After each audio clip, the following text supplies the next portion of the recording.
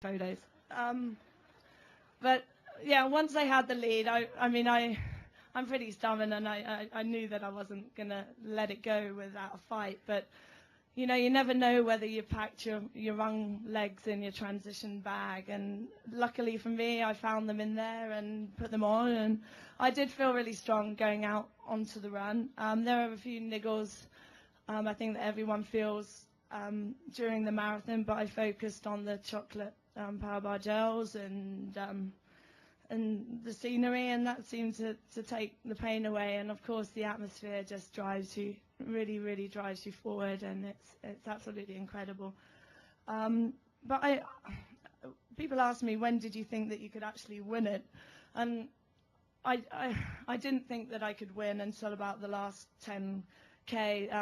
My coach always says the race doesn't begin until 30K into the run, and that's often often true. And I was just hoping that I had enough in the tank to finish strongly, and that I wasn't gonna blow. So I just concentrated on making sure that I had good nutrition, and I rehydrated and cooled myself off using the sponges and the ice.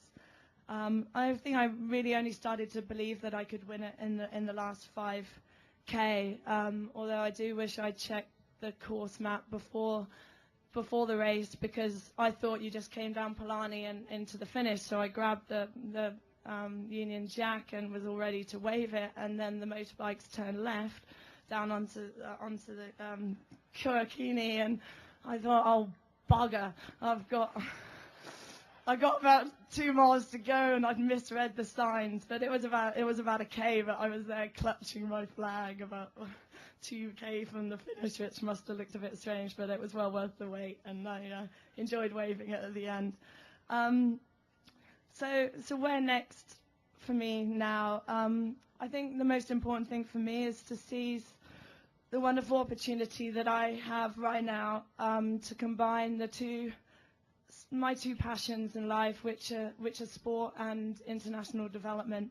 And what the Janus Foundation Charity Challenge is doing is showing that this is possible. I worked as a swimming teacher at a day school in Boston, Massachusetts, back in 1997, Beaver Country Day School. I liked wearing a T-shirt saying Beaver on the front, but the British people in the audience will understand that joke. But while I was teaching swimming at Beaver, I saw firsthand the difference that sport can really make to children's lives.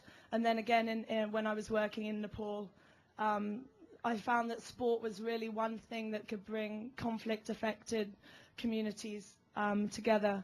And I feel really strongly that sport has tremendous power and can be a force for considerable change. And I hope that through my victory here, I can inspire and encourage people, young and old, to take up triathlon and other sports, and to galvanize interest and support amongst the media, amongst government, amongst business, both in my home country, but also around the world, and particularly in developing countries. I want to finish with some thank yous. I've spoken long enough.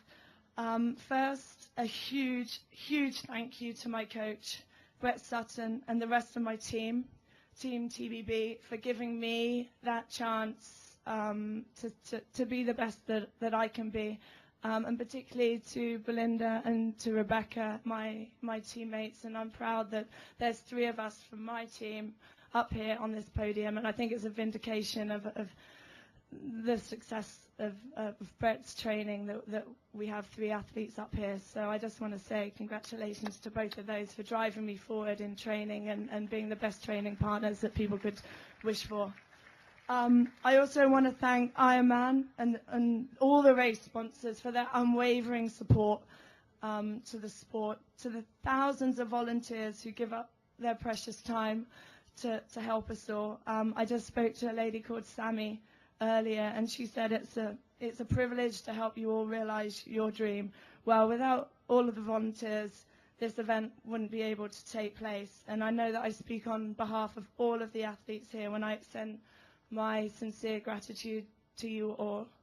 I also want to say thank you to the thousands and thousands of supporters who line the street from start to the finish. I mean, you're the real endurance athletes. It takes something to stand out there in the heat on your feet all day and cheer everyone across the line.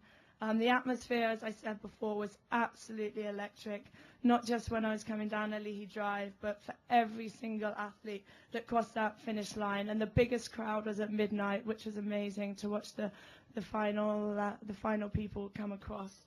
And it's something that I will never forget, and a memory that I will treasure forever. I want to say congratulations to all the other professionals for making it such an awesome race, and give a mention to Natasha, who had a crash, and wish her a really speedy recovery. But for us professionals, this is our job. We dedicate our lives to it, and this is what we do. We get paid to train and paid to race if we're lucky.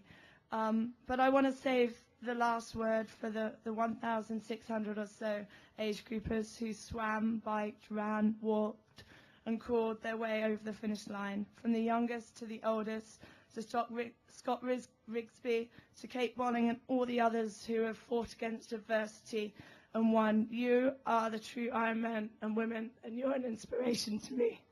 Mahalo.